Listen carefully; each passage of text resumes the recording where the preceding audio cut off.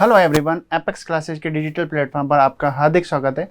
बच्चों, last class में हमने प्रोबेबिलिटी एंड प्रोबेबिलिटी डिस्ट्रीब्यूशन जो चैप्टर है वो कंप्लीट कर लिया था। अब उसमें जो मिसलिनियस एक्सरसाइज है उसके हम कुछ क्वेश्चन करके देखते हैं। देखिए, क्वेश्चन नंबर 1 है, probability of a man to live for next 25 years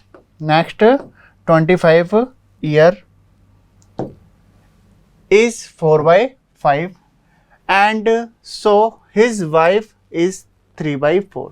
Find the probability that both live for 25 years. Okay, दोनों के 25 ईयर्स तक के जीवित रहने की हमें प्रोबेबिलिटी फाइंड करनी है बच्चों। फर्स्ट की हमें दे रखी है 4/5 एंड सेकंड की दे रखी है हमें 3/4, यही दे रखी। तो हम इन दोनों को क्या कर दें, मल्टीप्लाई कर दें, दोनों की आ जाएगी। तो करते हैं,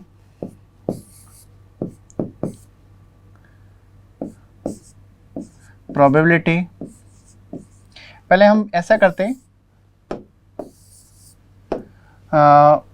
प्रोबेबिलिटी ऑफ ए नेम दे देते हैं, इसको प्रोबेबिलिटी ऑफ बी नेम दे देते हैं, ए बार और बी बार भी फाइंड कर लेते हैं, आगे हमें जरूरत पड़ेगी। तो probability of A equal to 4/5। Okay, man की जो जीवित रहने की प्रोबेबिलिटी हमने उसको ए नेम दे दिया। It means probability of A bar हो जाएगा 1 - 4/5, it's equal to 1/5। Okay, and probability of B, इसे हमने नेम दे दिया 3/4 है, and probability of B bar हो जाएगा बच्चों 1 - 3/4, इट्स इक्वल टू 1/4। क्लियर? अब हमें फाइंड करना है प्रोबेबिलिटी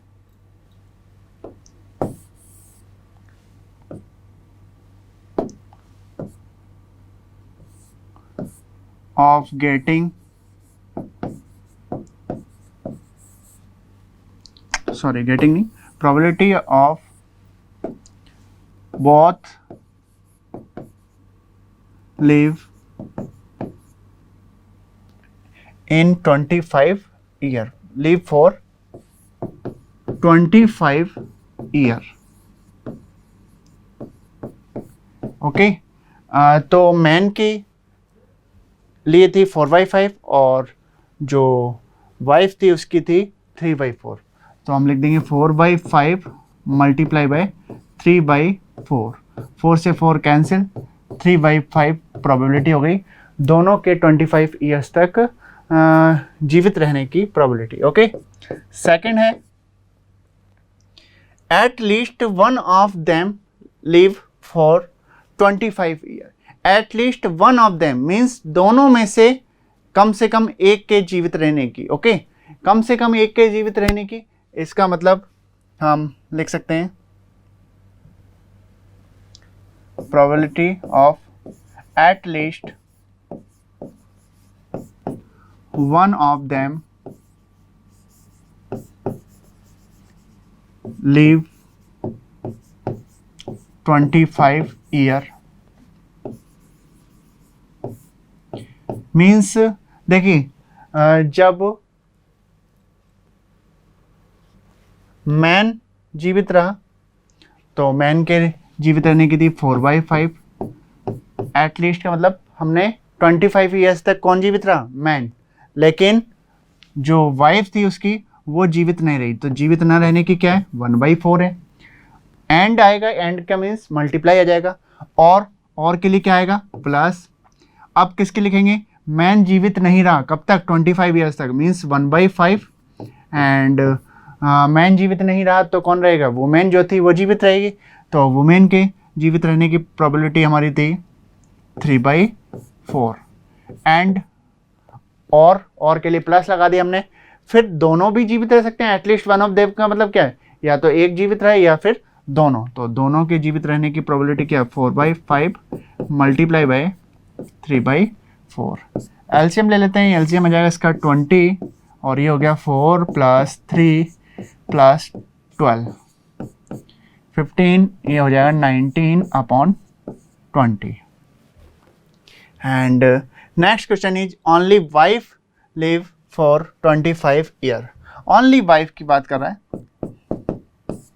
तो probability of only wife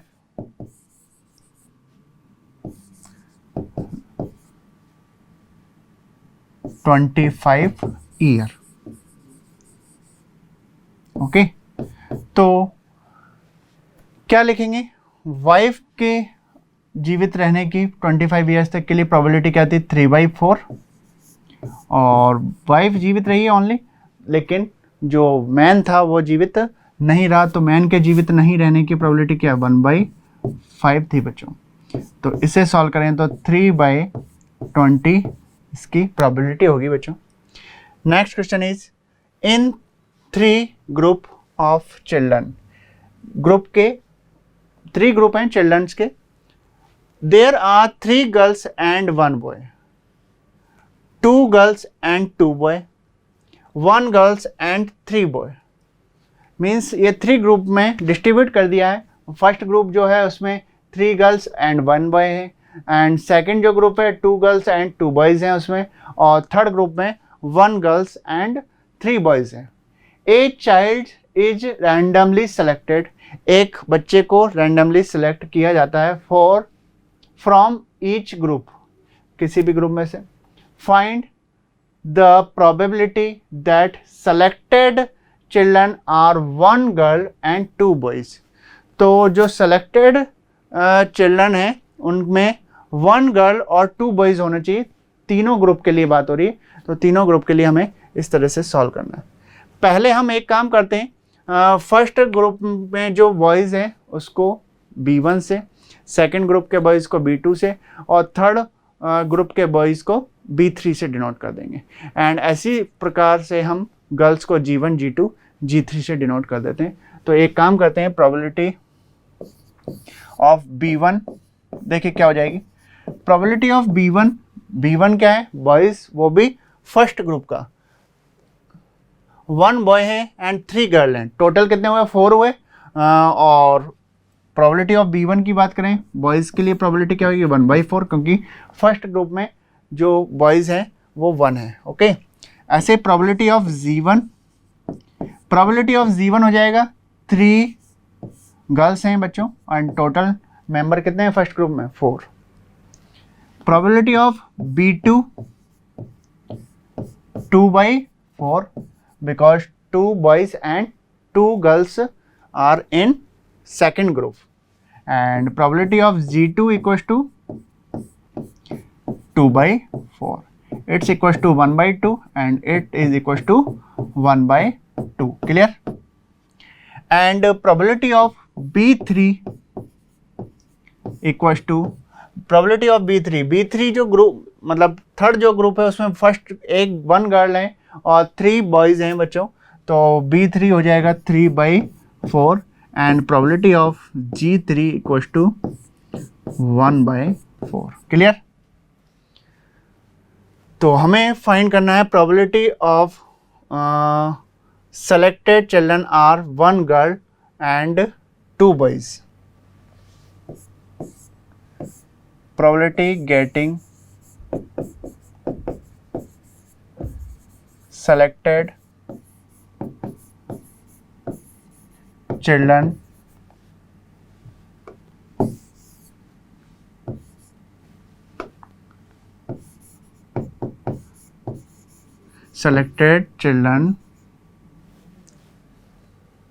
are 1 girl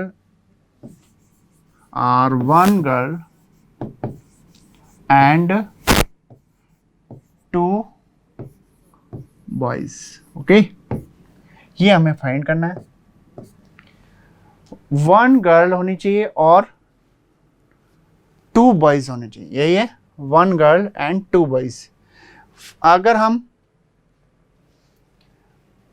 first जो है फर्स्ट ग्रुप में से हम बॉयज़ को ले लें और सेकंड और थर्ड ग्रुप में गर्ल्स को ले लें, तो उल्टा बोल दिया मैंने। फर्स्ट ग्रुप में हम G1 ले लेते हैं, 1 गर्ल लेनी है, और सेकंड और थर्ड ग्रुप में से हम ले लेते हैं बॉयज़। तो इस तरह से हम लिख देते हैं, देखो पहले probability of G1, probability of B1 and probability of B1 नहीं B2 and probability of B3। 1 girls हो गई और 2 बॉयज हो गए। या फिर हम ऐसा कर सकते हैं probability of B1, probability of G2 and probability of B3।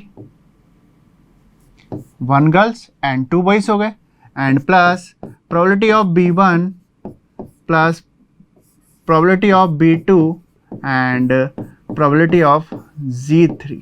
Okay, value put करते हैं। प्रोबेबिलिटी ऑफ G1 की जो वैल्यू है वो हमारे पास है 3/4 और B2 एंड B3 की 1/2 3/4, 3/4 1/2 and 3/4 plus probability of B1 की वैल्यू है हमारे पास 1/4 and 1/2 and probability of B3 की वैल्यू 3/4। प्रोबेबिलिटी ऑफ B1 की वैल्यू जो हमारे पास है 1/4 and probability of B2 is 1/2 and G3 की वैल्यू हमारे पास है 1/4।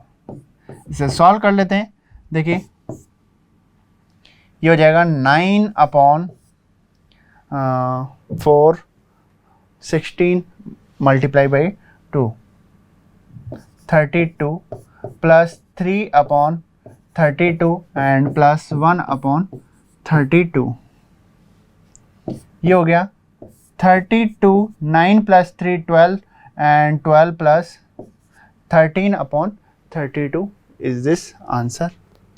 Next question is a person has undertaken a construction job.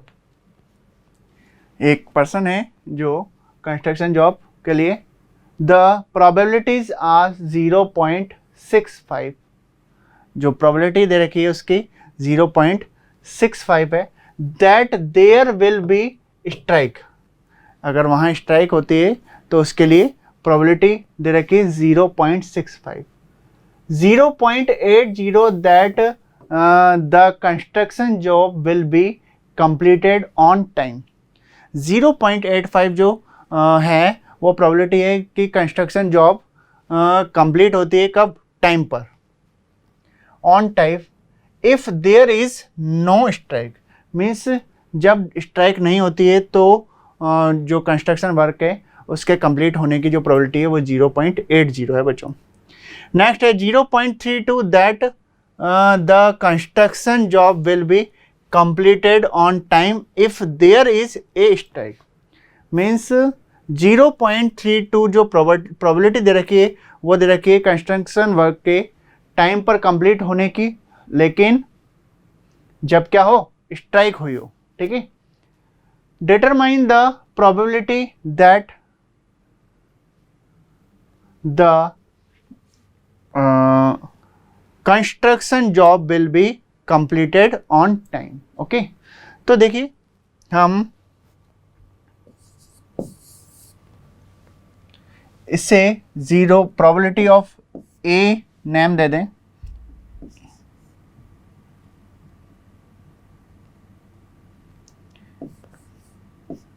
Probability of A equals to 0.65। Clear? It means probability of A bar equals to 1 minus 0.65, it is equals to 0.35। Okay, probability that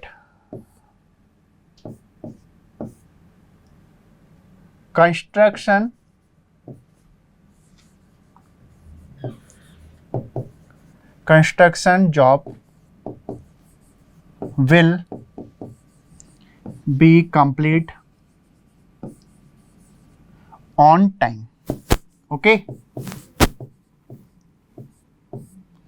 अब देखिए ये जो probability है 0.65 किसकी है, देखो ध्यान से देखो 0.65 that there will be strike. जब स्ट्राइक हुई तो प्रोबेबिलिटी क्या है बच्चों, 0.65। और अगर स्ट्राइक होती है तो कंस्ट्रक्शन वर्क के कंप्लीट होने की प्रोबेबिलिटी देखो हमें दे रखी है 0.32 दे रखी, completed on time if there is a strike. तो स्ट्राइक हुई तो कंप्लीट होने की प्रोबेबिलिटी 0.32, और के लिए हम प्लस यूज कर लेंगे। फिर जब स्ट्राइक नहीं हुई तो प्रोबेबिलिटी क्या है 0.35, एंड स्ट्राइक ना होने पर कंस्ट्रक्शन वर्क के कंप्लीट होने की प्रोबेबिलिटी क्या है 0.80। इसे सॉल्व कर लेंगे, आंसर मिल जाएगा। इसे हमें सॉल्व करना है, सॉल्व कर लेते हैं। 0.65 multiply by 0.32 and plus 0.35 multiply by 0.80। Okay, इसे सॉल्व करें तो यहाँ बनेगा 0, ओके, और ये बन गया पॉइंट, यहाँ पॉइंट आ जाएगा, यहाँ पर हमारा पॉइंट आ जाएगा। तो पॉइंट हम इस तरह से लगा देते हैं, ये लिख देते हैं 0.2800, और अगर इससे मल्टीप्लाई करेंगे तो इससे मल्टीप्लाई कर लेते हैं 65 को 32 से, 0 और 30 और 3 5 जा 15 और 3 6 जा 18 एंड 19 802। तो ये हो जाएगा 0.2080। ऐड कर लें हम दोनों को, तो ऐड करेंगे तो ये हो जाएगा 0.488। ये हमारा आंसर आ गया बच्चों। देखिए क्वेश्चन दिखने में कितना डिफ़िकल्ट और बड़ा दिख रहा था, और कितना क्वेश्चन इजी वे में सॉल्व हो गया। तो इसीलिए कहा जाता है कि ये स्कोरिंग के लिए प्रोबेबिलिटी हो गई, 3D वगैरह हो गई, ये बेस्ट रहती हैं एक्सरसाइज। नेक्स्ट क्वेश्चन है, in answering a question on a multiple choice test a student either copy the answer और guesses or he knows the answer. Let 1/6 be the probability that he copy the answer and 1/3 be the probability that he guess. मतलब gas करता है तो उसकी probability है 1/3, और अगर वो कॉपी करता है तो उसकी प्रोबेबिलिटी है 1/6। Okay, that a student who copy the answer will be correct with probability 1/8। ये करेक्ट होने पर प्रोबेबिलिटी दे रखी है 1/8। What is the probability that the student knows the answer given that his answer is correctly. तो ये question जो करेंगे बच्चों वो बेस थ्योरम से होगा, और बेस थ्योरम से होगा तो सबसे पहले हम जो है E1 equal to event of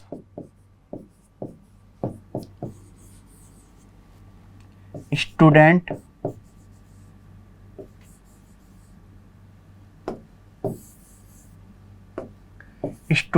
copy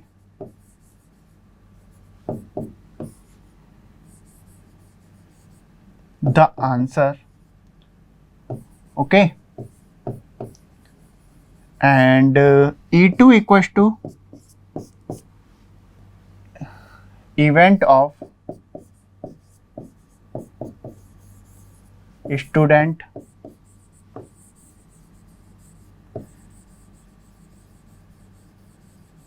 guess the answer,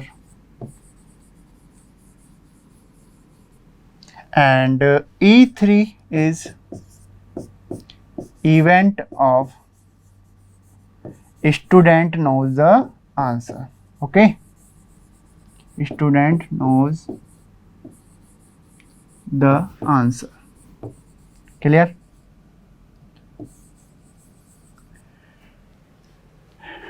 and A assume कर लेते हैं आंसर विल बी करेक्ट।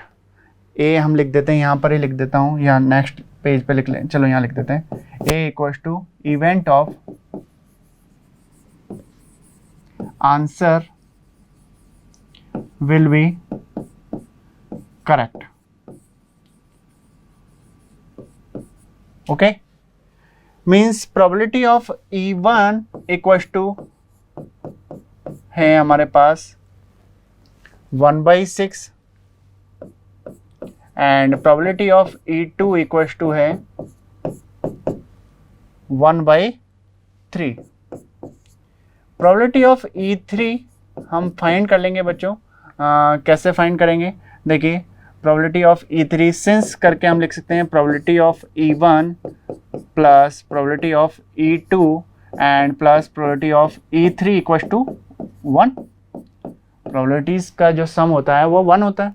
ये 1/6 है और ये 1/3 है, plus probability of E3 equals to 1 means probability of E3 equals to 1 minus it is 1/2, it means probability of E3 equals to 1/2, clear? And probability of A upon E1, probability of A upon E2 and probability of A upon E3 हम लिख लेते हैं। ये क्या होंगे देखो,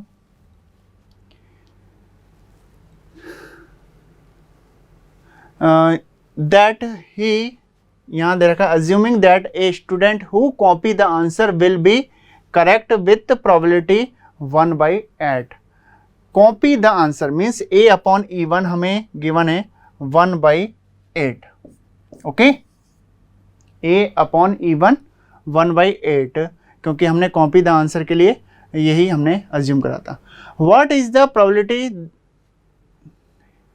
देखिए गलत पढ़ दिया मैंने, एक मिनट, सही है, एक मिनट, इसके अलावा और कोई नहीं, हमें बस यही लाइन दे रखी थी, देखो that he assuming that a student who copy the answer will be correct, who copy the answer, ठीक है 1/8 हो जाएगा।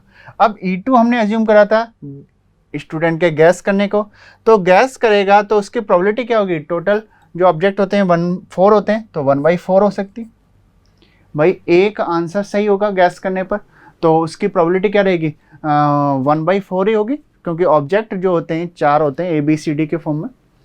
और अगर वो आंसर जानता है, if student knows the answer then answer will be correct, it is equal to 1, clear. अब फाइंड क्या करना है वो देख लीजिए, that the student knows the answer given that, तो हमें प्रोबेबिलिटी ऑफ E3/A फाइंड करना है बच्चों, क्लियर, क्योंकि E3 हमने स्टूडेंट नोज द आंसर को। Probability of E3/A equals to probability of A upon E3 and E3 means 1/2 multiply by 1 upon, यहाँ हम वैल्यू पुट कर देते हैं 1/6 multiply by 1/8 plus 1/3 multiply by 1/4 plus 1/2 multiply by 1। Solve करेंगे तो ये 1/2 हो जाएगा और ये हो जाएगा, इसका एलसीएम आ जाएगा हमारा 1/48 लिख लेते हैं, प्लस 1/12 एंड 1/2, ठीक है, ये हो जाएगा हमारा। अब इसका जो एलसीएम है वो हमारा आएगा 48, तो यहाँ 1 और यहाँ 4 और यहाँ 24 हो जाएगा बच्चों, ठीक है।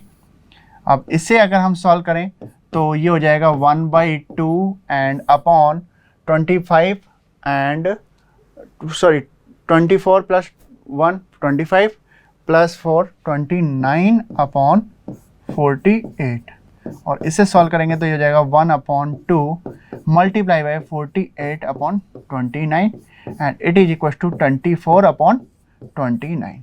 Is that clear? ये हमारा क्वेश्चन सॉल्व हो गया बच्चों।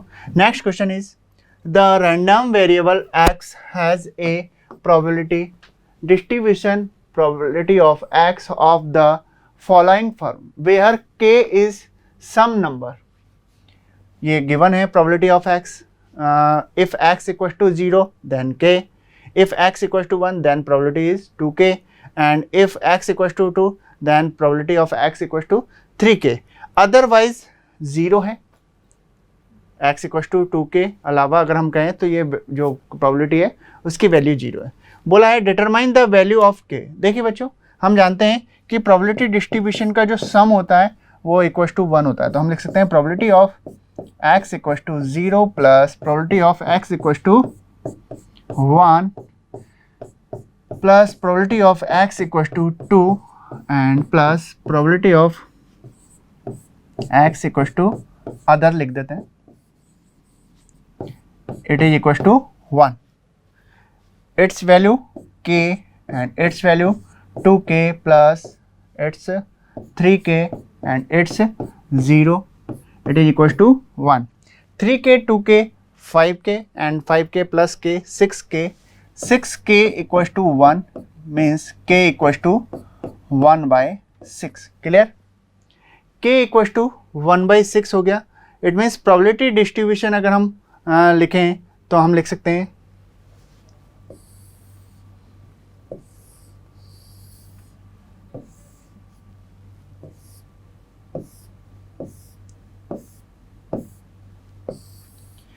x and px, x equals to 0, it means 1 by 6, 1 means 2 by 6 means 1 by 3 हो जाएगा, एंड 2 3 by 6 means 1 by 2 हो जाएगा, एंड अदर के लिए, अदर हम यहाँ लिख देते हैं, अदर, अदर के लिए कितनी है 0 है। ओके, यही है देखिए हमारे पास।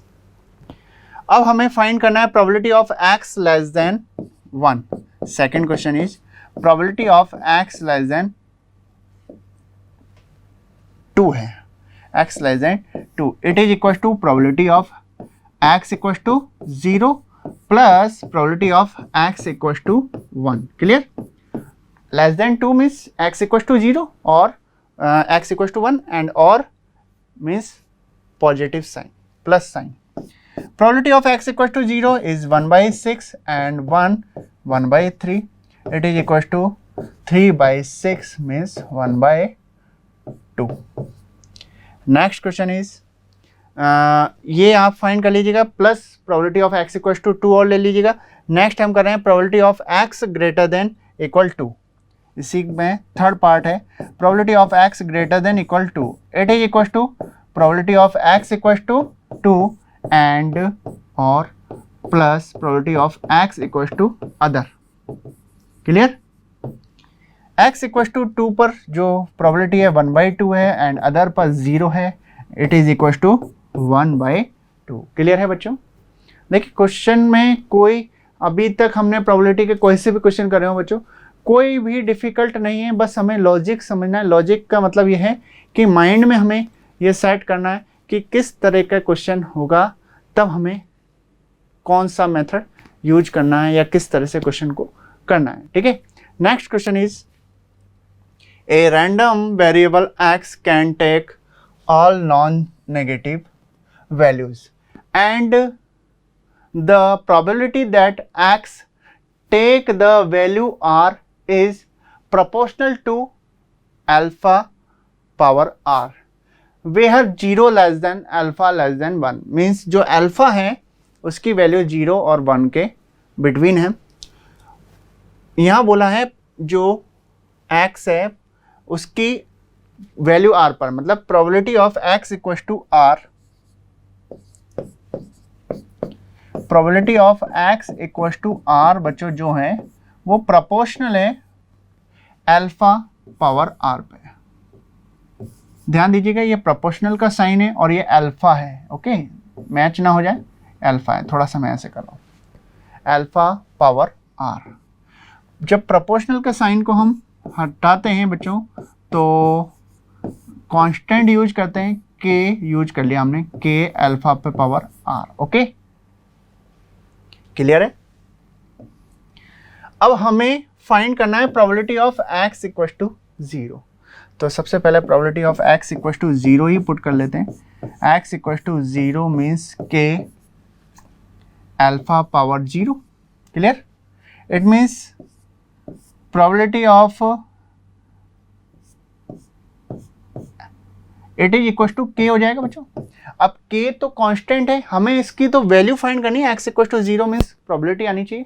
तो वो कैसे फाइंड करें, एक्स इक्वल टू 1 अगर पुट करते हैं यहाँ पर इसकी बात कर रहा हूँ, तो क्या बनता, के अल्फा बनता, ठीक है।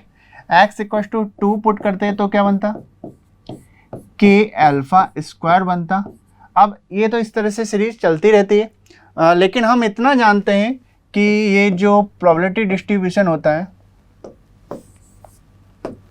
इसका sum probability of x equal to 0 plus probability of x equal to 1 plus probability of x equal to 2 so on, it is equal to 1। Probability distribution sum is equal to 1 होता है। ये जो value है के है, इसकी value है के अल्फा एंड के alpha square equals to 1. K is common, taking K is common, remaining value is 1 plus alpha square plus it's a infinite series and sum of infinite series is equals to s equals to a upon 1 minus r, where a is first term and r is r जो होता है इसका ratio होता है बच्चों, ठीक है। तो कर लेते हैं हम find a 1 upon 1 minus r, r की वैल्यू क्या आएगी, अल्फा अपॉन 1 मीन्स अल्फा आ जाएगी, equals to 1, it means k equals to 1 minus alpha, cross multiply कर दें। और देखिए हमें फाइंड करना था probability of x equals to 0, और probability of x equals to 0 कितना था, के था। तो हम लिख सकते हैं it means probability of x equals to 0 equals to k था ना, तो 1 माइनस अल्फा, ये हमारा आंसर आ गया। यही हमें फाइंड करना था बच्चों। Next question is let x be random variable which assume value x1 x2 x3 and x4 such that 2 probability of x1 equals to 3 probability of x2 equals to 4 probability of x3 equals to 5 probability of x4। Find the probability distribution of x। पहले हम इनकी probability find कर लेते हैं और probability distribution हम उससे table बना के शो कर देंगे। लेकिन हमें डायरेक्ट इनकी प्रोबेबिलिटी गिवन नहीं है, तो हम इसको हम इक्वल मान लेंगे के, इक्वल अज्यूम कर लेंगे हम k, okay. 2 probability of x equals to x1 plus equals to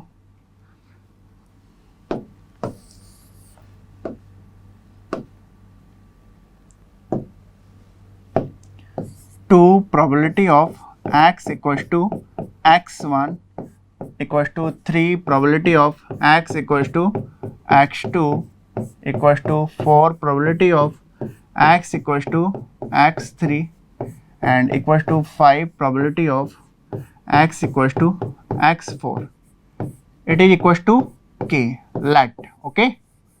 तभी हम वैल्यू फाइंड कर पाएंगे बच्चों। आप कैसे, it means probability of x equal to x1 की जो वैल्यू बनी वो क्या बन गई, k/2 बनेगी, it's equal to k। And probability of x equal to x2 की वैल्यू क्या बन जाएगी बच्चों, ये बन जाएगी k/3। And probability of x equal to x3 it is equal to k/4 and probability of x equal to x4 it is equal to k/5। Clear. अब हम जानते हैं कि we know that probability distribution sum is equal to 1, तो since probability of x equal to x1 plus probability of x equal to x2 and probability of x equal to x3 plus probability of x equal to x4 equal to 1। Clear. k/2 k/3 k/2 plus k/3 and plus k/4 plus k/5 equal to 1। अगर हम इसका LCM लें तो इस LCM आएगा बच्चों 30 और यहाँ हो जाएगा 15k plus 10k and plus नहीं, इसका एलसीएम आएगा 60, ठीक है, इसका एलसीएम आएगा हमारा 60, तो यहाँ आ जाएगा 30k and plus 20k plus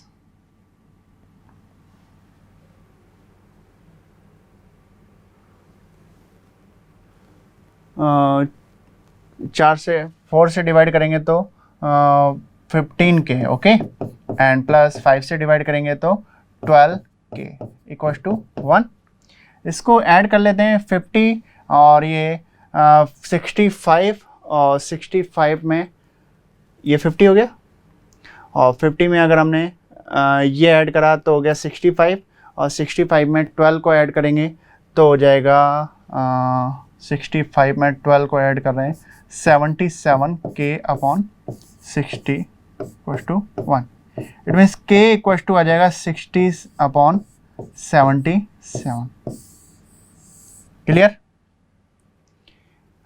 एक बार चेक कर लेते हैं, k/2, k/3, k/4, k/5 यही था, और हमने इसका एलसीएम लिया, इसका एलसीएम आया 60।